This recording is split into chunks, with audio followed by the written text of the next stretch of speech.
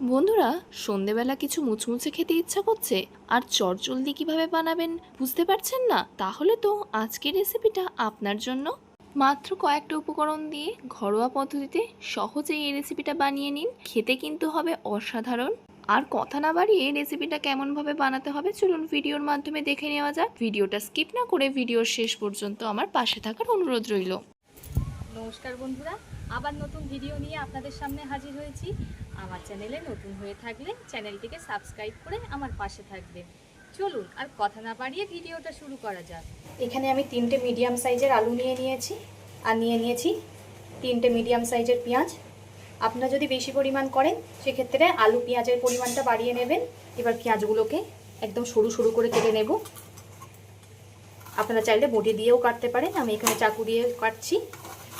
একদম পাতলা করে কাটতে হবে পেঁয়াজগুলোকে।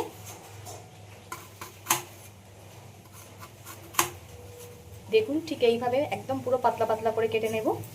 একই রকমভাবে পেঁয়াজগুলোকে আমি কেটে নেব। পেঁয়াজগুলো দেখুন একেবারে পাতলা পাতলা করে কেটে নিয়েছি।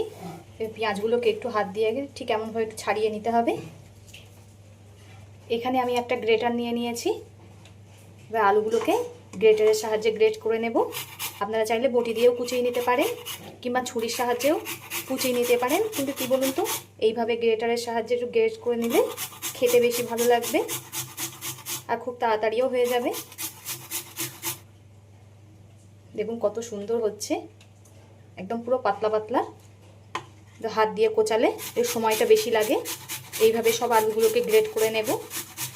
আলু যদি হাতে কুচিয়ে নেওয়া হতো তখন একটু সিদ্ধ হতে আলু সময় লাগতো, আর এইভাবে করে নিলে খুব চটজলদি হয়ে যাবে, খুব একটা বেশি সময় লাগবে না। একই রকমভাবে আলুগুলোকে গ্রেট করে নেব। সব আলু আমার গ্রেট করা হয়ে গেছে। এখানে একটা বাটি নিয়ে নিয়েছি, আলুগুলোকে বাটির মধ্যে নিয়ে নেব।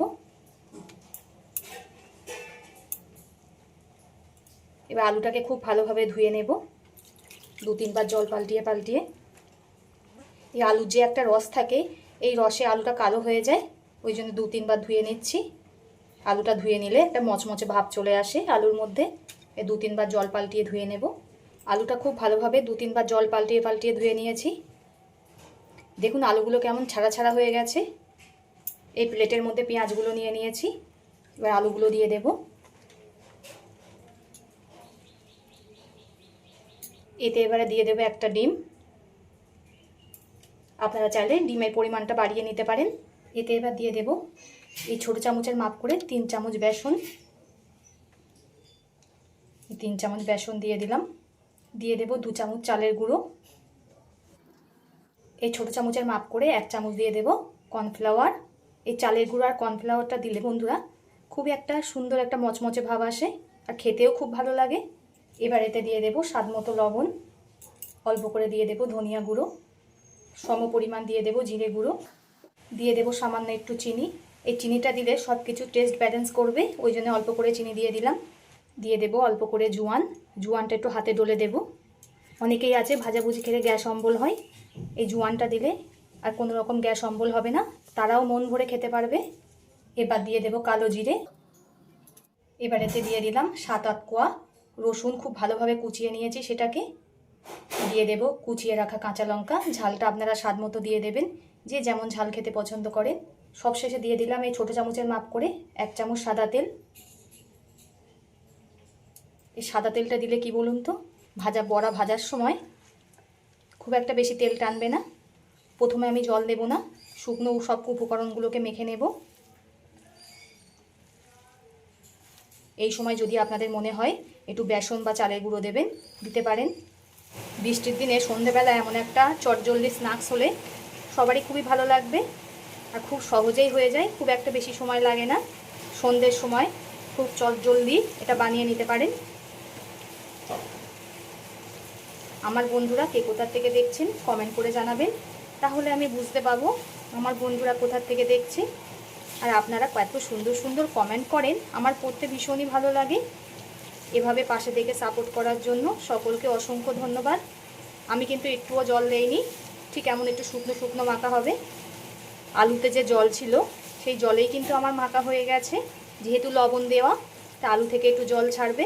প্রতিদিন তো সবাই আবদার করে সন্ধেবেলা কিছু স্ন্যাক্স বানানোর জন্য, তাই চটজলদি এটা বানিয়ে দেবেন, তারাও খুশি হবে আর আপনারও ভালো লাগবে। আমার সব মাখা হয়ে গেছে। এদিকে আমি একটা কড়া গরম হতে বসিয়ে দিয়েছি, এতে দিয়ে দেবো সাদা তেল। যে কোনো ভাজাভুজি সাদা তেলে ভাজলেই বেশি ভালো লাগে খেতে। তেলটা খুব ভালোভাবে গরম হয়ে গেছে। এই গরম তেলে সব কিছু মেখে রাখা উপকরণগুলোকে দিয়ে দেব। আমি আমার মতো ছোট ছোট শেপ দিচ্ছি, আপনারা আপনাদের মতো শেপ দিয়ে নেবেন। এত সহজ উপায়ে বাড়িতে যদি এত সুন্দর স্ন্যাক্স করা যায় তাহলে বাজার থেকে আর কেনার দরকারই হবে না। এত কম খরচে এত সহজ উপায়ে যদি এমন সুন্দর স্ন্যাক্স করা যায় তাহলে বাজার থেকে আর কেনার কোনো দরকারই নেই। গ্যাসটা লো টু মিডিয়ামে রেখে এগুলোকে খুব আস্তে আস্তে ভেজে নেব, তাহলে আলুগুলোও সিদ্ধ হয়ে যাবে। আর পিছনের সাইডটা হয়ে গেছে, এবার উল্টিয়ে দেব। আপনারা চাইলে বন্ধুরা কালারের জন্য এখানে কাশ্মীরি লঙ্কা গুঁড়ো কিংবা হলুদও ব্যবহার করতে পারেন, কিন্তু আমি কিছুই দিলাম না এখানে। হাতে দেখুন কত সুন্দর কালার এসছে। আবার এই সাইডটা ভেজে নেব, পিছন সাইডটা ঠিক একই রকমভাবে ভেজে নেব। আমার দুই সাইডই খুব ভালোভাবে ভাজা হয়ে গেছে। এবার এগুলোকে তুলে নেব। দেখেছেন তো কত কম তেলে ভাজা হয়ে গেছে, খুব একটা বেশি কিন্তু তেল লাগেনি। একই রকমভাবে বাকিগুলোকেও ভেজে নেব। এগুলো কিন্তু বন্ধুরা খুবই মচমচে হয়, আওয়াজ শুনেই বুঝতে পারছেন। আর একবার বাড়িতে না বানালে বিশ্বাসই করবেন না, এটা এতটাই দারুণ হয় খেতে। অনেকেই আছেন সন্ধেবেলা স্ন্যাক্স খেতে পছন্দ করেন, তাই চটজলদি এটা বানিয়ে নেবেন। আর একবার না বানালে বিশ্বাসই করতে পারবেন না এটা এত দারুণ খেতে হয়। আর একবার বাড়িতে বানিয়ে অবশ্যই কমেন্ট করে জানাবেন আপনাদের স্ন্যাক্সের রেসিপিটা কেমন লেগেছে। এতক্ষণ ধৈর্য ধরে ভিডিওটা দেখার জন্য সকলকে অসংখ্য ধন্যবাদ। সবাই সুস্থ থাকবেন, ভালো থাকবেন। পরবর্তী একটা নতুন রেসিপি নিয়ে আপনাদের সামনে আবার হাজির হচ্ছি।